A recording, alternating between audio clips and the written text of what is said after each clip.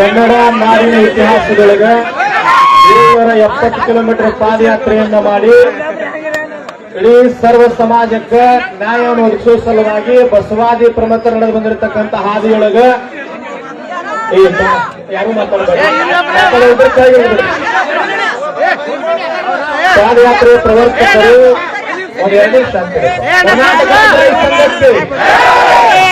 ಇವತ್ತು ನೋಡ್ರಿ ನಮ್ಮ ರೈತ ಕುಲಕ್ಕೆ ಯಾವಾಗ ಅನ್ಯಾಯ ಆಗ್ತದಲ್ಲ ಮೌಲ್ಯದಲ್ಲಿ ನರಗುಂದ ಭಾಗದಾಗ ಮಹದಾಯಿ ಹೋರಾಟ 13.5 TMC ನೀರಿನ ಸಲುವಾಗಿ ಹೋರಾಟ ನಡೆದಾಗ ಕುಡಿಯುವ ನೀರಿಗಾಗಿ 7.6 TMC ಕುಡಿಯುವ ನೀರಿನ ಸಲುವಾಗಿ ಹೋರಾಟ ನಡೆದಾಗ ಹತ್ತಾರು ನಿರಂತರವಾಗಿ ತಿಂಗಳಾನುಗಟ್ಟಲೆ ಹೋರಾಟಕ್ಕೆ ಭಾಗವಹಿಸ್ಯಾರ.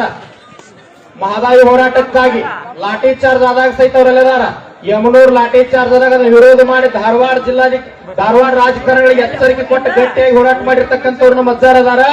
ಇವತ್ತು ನಮ್ಮ ರೈತ ಸಂಘ ವೇದಿಕೆಗೆ ಯಾಕೆ ಬಂದಾರಂದ್ರ ನಿನ್ನೆಯಿಂದ ರೈತ 3,500 ಕಬ್ಬಿಗಾಗಿ ನಿರಂತರ ಹೋರಾಟ ಮಾಡ್ಲಿಕ್ಕಂತ ತಿಳ್ಕೊಂಡು 2-3 ಪ್ರವಾಸಗಳನ್ನು ರದ್ದು ಮಾಡಿ ಅನ್ನದಾತನ ಹೋರಾಟಕ್ಕೆ ಕೈ ಜೋಡಿಸಿ ಬೆಂಬಲ ಕೊಡಬೇಕಂತ ಬಂದಾರ. ತಮ್ಮೆಲ್ಲರ ಜೋರಾದ ಅವ್ರ ಹೆಗಲಿನಾಗ ಯಾವತ್ತೂ ಹಸಿರು ಟವಲ್ ಇರ್ತದ. ಎಲ್ಲಿ ರೈತರಿಗೆ ಅನ್ಯಾಯ ಆಗ್ತದೆ ಅಲ್ಲಿ ಹೋಗಿ ಬೆಂಬಲ ಕೊಟ್ಟಾರ. ಕಿತ್ತೂರು ಚೆನ್ನಮ್ಮ ಸಂಗೊಳ್ಳಿ ರಾಯಣ್ಣನ ಚಿಂತನೆಗಳನ್ನು ಮೈಗೂಡಿಸಿಕೊಂಡು ರಾಜ್ಯದ ಮೂಲೆ ಮೂಲೆ ಅಡ್ಡಾಡ್ತಕ್ಕಂಥ ನಮ್ಮ ಪರಂಪೂಜರಾಗಿರ್ತಕ್ಕಂಥ ಪಂಚಮಸಾಲಿ ಪೀಠದ ಪ್ರಥಮ ದೇವರು ಬಸವಜಯ ಮೃತ್ಯುಂಜಯ ಮಹಾಸ್ವಾಮಿಗಳನ್ನ ತಮ್ಮೆಲ್ಲರ ಪರವಾಗಿ ಮತ್ತೊಮ್ಮೆ ಸ್ವಾಗತ ಮಾಡಿಕೊಳ್ಳುತ್ತಾರೆ. ಈ ಹೋರಾಟವನ್ನು ಉದ್ದೇಶಿಸಿ ಮಾತನಾಡಬೇಕಂತೇಳಿ ತಮ್ಮೆಲ್ಲರ ಪರವಾಗಿ ಅವರು ವಿನಂತಿಯನ್ನು ಮಾಡಿಕೊಳ್ಳುತ್ತೀವಿ. ಯಾರು ಮಾತಾಡಬೇಡ್ರಿ, ಎಲ್ಲರೂ ಶಾಂತ ನಿಂದು ರಾಡಿ ಅದ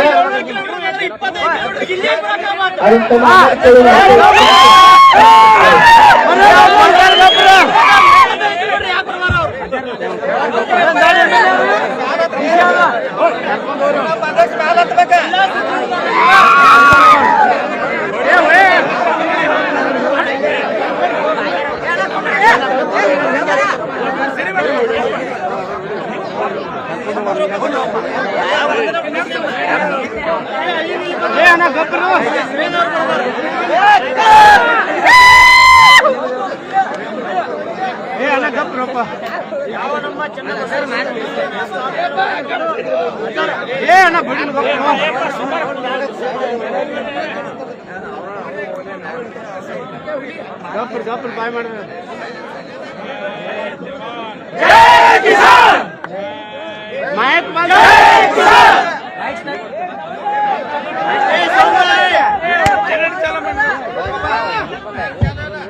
ಜೈ ಜವಾನ್, ಜೈ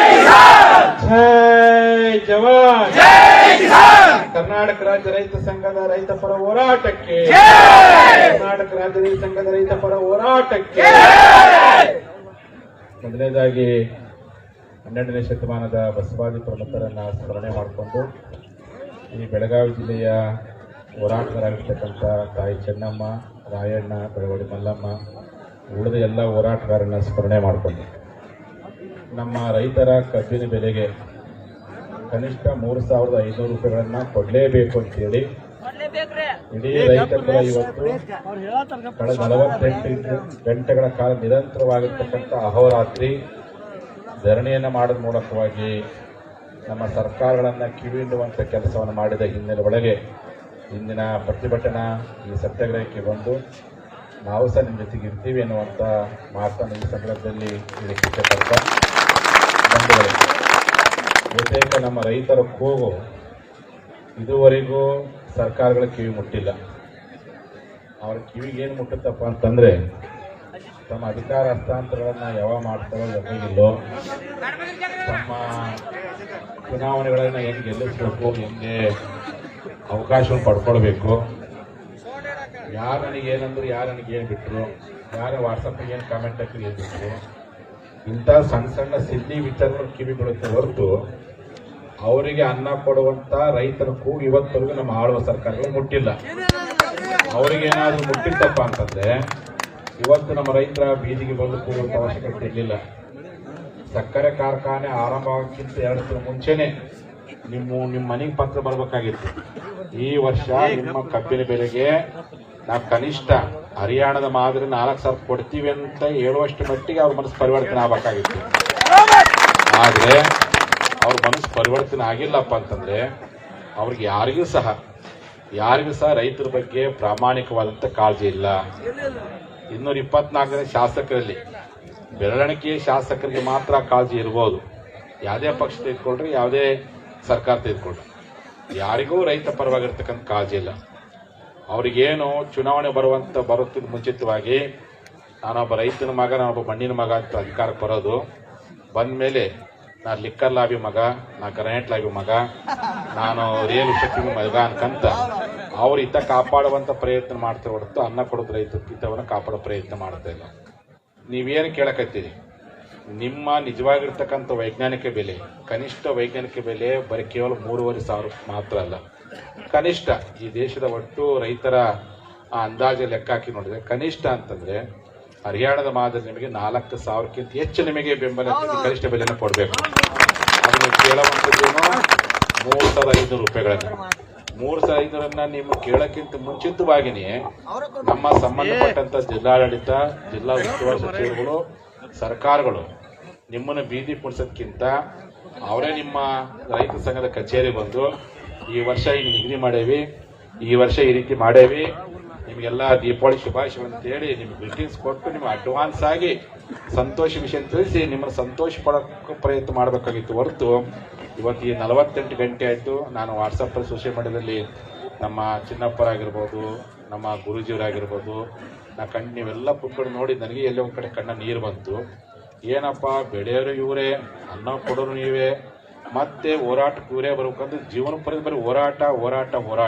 ಅದಕ್ಕೆ ಕುವೆಂಪು ಹೇಳ್ತಾರೆ, ರಾಜ್ಯಗಳು ಉದಿಸಲಿ ರಾಜ್ಯಗಳಲ್ಲಿ 6 ಗದ್ದಿಗೆ ಮುಕುಟಗಳು, ಉಳುವ ಯೋಗಿಯೇ ನೋಡಲಿ. ನಮ್ಮ ಪರಿಸ್ಥಿತಿ ಹೋರಾಟ. ನಾ ಬೆಳೆದ ಬೆಳೆಗೆ ನೀವು ಸಕ್ಕರೆ ಕಾರ್ಖಾನೆ ಮಾಲೀಕರು ಎಲ್ಲರೂ ರಾಜಕಾರಣದಲ್ಲಿ ನೀವ್ಯಾರು ಹಂಗೇ ಇಲ್ಲ. ನಿಮ್ಮನ್ನ MLA ಮಾಡಲಿಕ್ಕೂ MLC ಮಾಡೋಕ್ಕೂ ಇದೇ ರೈತರು ಓಟ್ ಬೇಕು, ನಿಮಗೆ ಫ್ಯಾಕ್ಟ್ರಿ ಕಪ್ ಕೊಡೋಕ್ಕೂ ಇದೇ ಬೇಕು. ಇಂಥವ್ರನ್ನ ಇಷ್ಟೊಂದು ಸತಾಯಿಸುವಂಥ ಪ್ರಯತ್ನ ಮಾಡುವಂಥದ್ದು ಅದು ನೀವು ನಿಜವಾಗ್ಲೂ ಸಹ ರೈತರಿಗೆ ಮಾಡುವಂಥ ಬಹಳ ದೊಡ್ಡ ಅನ್ಯಾಯ. ಆ ಉದ್ದೇಶಕ್ಕೋಸ್ಕರವಾಗಿ ನಮ್ಮ ಜಿಲ್ಲಾಧಿಕಾರಿಗಳು ಮೊನ್ನೆ ನಾನು ಫೇಸ್ಬುಕ್ ನೋಡ್ತಾ ಇದ್ದೆ, ಏನು ಬೆಳಗಾವಿಯಲ್ಲಿ ಬಂದಾಗ ಅವರೇ ಬಂದು ನಿಮ್ಮ ಜೊತೆ ಕೂತ್ಕೊಂಡು ಮಾತಾಡಿದ್ರಂತೆ. ನನ್ನ ಮರುದಿನೇ ಕಿತ್ತೂರು ಉತ್ಸವ ಸಿಕ್ಕರು ರೋಷನ್ ಬೇಗ ಅವರು, ಅವ್ರ ಹೆಸರು ಮೊಹಮ್ಮದ್ ರೋಷನ್.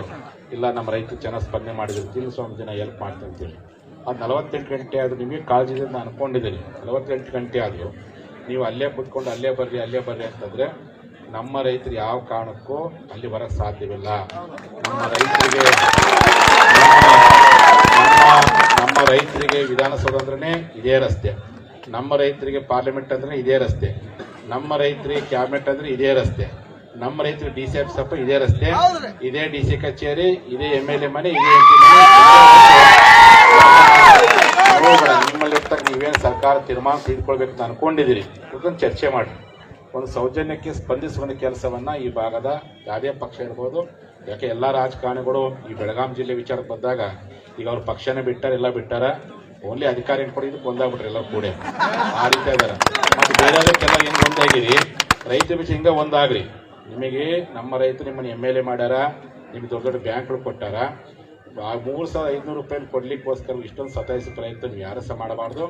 ಬೇರೆ ಅಧಿಕಾರಿ ಪಡ್ಕೊಳಕ್ಕೆ ಹೆಂಗ್ ಒಂದಾಗಿರಲ್ಲ, ಹಂಗೆ ನಮ್ಮ ರೈತರ ಕಬ್ಬಿನ ಬೆಲೆಗೆ ಯೋಗ್ಯ ಬೆಲೆ ಕೊಡ್ಲಿಕ್ಕೆ ಇಷ್ಟೇ ಒಗ್ಗಟ್ಟಾಗಿ ಅವ್ರು ಕೇಳಿದಂತ ಅಮೌಂಟ್ಗಿಂತ ಹೆಚ್ಚು ಹಣವನ್ನು ಕೊಡುವಂತ ದಿಟ್ಟತನವನ್ನು ತೆಗೆದುಕೊಳ್ಳುವಂತ ರೈತರನ್ನ ತಾವೆಲ್ಲ ಮಾಡಬೇಕೆನ್ನುವಂತ ಮಾತನ್ನು ಈ ಸಂದರ್ಭದಲ್ಲಿ ಹೇಳಕ್ಕೆ ಇಷ್ಟಪಡ್ತೀನಿ.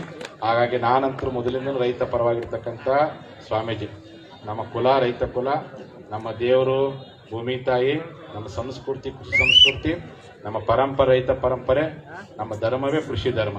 ಆ ಕಾರಣಕ್ಕೋಸ್ಕರವಾಗಿ ನಾನು ರೈತರ ಪರವಾಗಿರ್ತಕ್ಕಂಥ ಈಗಾಗಲೇ ನಿಮಗೆ ಗೊತ್ತಿರ್ಬೋದು, ನಮ್ಮ ಬೆಳಗಾವಿ ಬಾಗಲಕೋಟೆ ಶಶಿಕಾಂತ್ ಗುರೂಜಿ ಹೇಳಿದ್ರೆ ಆಗ್ತಾನೆ, ಬೆಳಗಾವಿ ಬಾಗಲಕೋಟೆ ಮತ್ತು ಧಾರವಾಡ ಗದಗ 4 ಜಿಲ್ಲೆಗೆ ಬೇಕಾಗಿರ್ತಕ್ಕಂಥ ಮಾದಾಯಿ ಹೋರಾಟಕ್ಕೆ ನಾನು ಹಿಂಗೆ ರೈತ ಹೋರಾಟಕ್ಕೆ ಹೋಗ್ಬಿಟ್ಟೆ. ಎಲ್ಲ ರೈತರಿಗೂ ನನಗೆ ಜವಾಬ್ದಾರಿ ಕೊಟ್ಟ ಮೇಲೆ ಇನ್ನು ಸರ್ಕಾರ ಇಲ್ಲ. 40 ವರ್ಷಗಳ ಕಾಲ ಮಾದಾಯಿ ಫೈಲು ಬರೀ ತಹಸೀಲ್ದಾರ್ ಕಚೇರಿ ಹೋಗಿತ್ತು. ಯಾವಾಗ ನಾನು ರೈತ ಹೋರಾಟಕ್ಕೆ ಹೋದೆ, ಸನ್ಮಾನ್ಯ ಪ್ರಧಾನಮಂತ್ರಿ ನರೇಂದ್ರ ಮೋದಿ ಅವರಿಗೆ ಹೋಗಿ ಫೈಲ್ ಮುಟ್ಟುವಷ್ಟು ಮಟ್ಟಿಗೆ ಹೋರಾಟ ಮಾಡಿ 2 ವರ್ಷಗಳ ಕಾಲ ನಿರಂತರವಾಗಿ ಪ್ರಾಮಾಣಿಕ ಹೋರಾಟ ಮಾಡಿವಿ. ಇವತ್ತು ನ್ಯಾಯಾಧೀಕರಣ ನಮ್ಮ ರೈತರಿಗೆ ಬೇಕಾಗಿರ್ತಕ್ಕಂಥ ನಾವು ಕೇಳಿದ 7.5 TMC ಅವ್ರು ಕೊಟ್ಟು 3 ಸದ್ಯಕ್ಕೆ ಇಷ್ಟು ಕೊಟ್ಟಾರೆ. ಬಟ್ ಅದು ಇನ್ನೂ ಇಂಪ್ಲಿಮೆಂಟ್ ಆಗಿಲ್ಲ. ಆ ಕಾರಣಕ್ಕೆ ರೈತರ ಪರವಾಗಿ ಮನೆ ಕಾವೇರಿ ಭಾಗದ ರೈತರ ಹೋರಾಟಕ್ಕೂ ನಾನು ಹೋಗಿದ್ದೀನಿ, ಈ ಭಾಗದ ಕಬ್ಬಿನ ರೈತರ ಹೋರಾಟಕ್ಕೆ ನಾನು ಬಂದೇನೆ, ಮುದೋಳ ರೈತರ ಹೋರಾಟಕ್ಕೂ ನಾನು ಬಂದು ಎಲ್ಲ ಕಡೆ ಬಂದೇನೆ. ಹಾಗಾಗಿ ಇದೆಲ್ಲ ನಮ್ಮ ಬಳಗನೇ ಇರ್ತಕ್ಕಂಥದ್ದು. ಹೆಚ್ಚು ಇಲ್ಲಿ ನಾನು ಈ ಭಾಗದ ಪ್ರವಾಸ ಮಾಡ್ತೀನಿ. ಹೆಚ್ಚು ನೀವೆಲ್ಲ ಈ ಭಾಗದ ಜನ ರೈತರು ಜಾತಿ ಮತ ಪಂಥ ಇಲ್ದೇ ನನ್ನ ಹೋರಾಟಕ್ಕೆ ನೀವೆಲ್ಲ ಬೆಂಬಲ ಕೊಟ್ಟಿರಿ, ರೊಟ್ಟಿ ಕೊಟ್ಟಿರಿ, ಬೆಂಬಲ ಕೊಟ್ಟಿರಿ, ಸಹಕಾರ ಕೊಟ್ಟಿರಿ.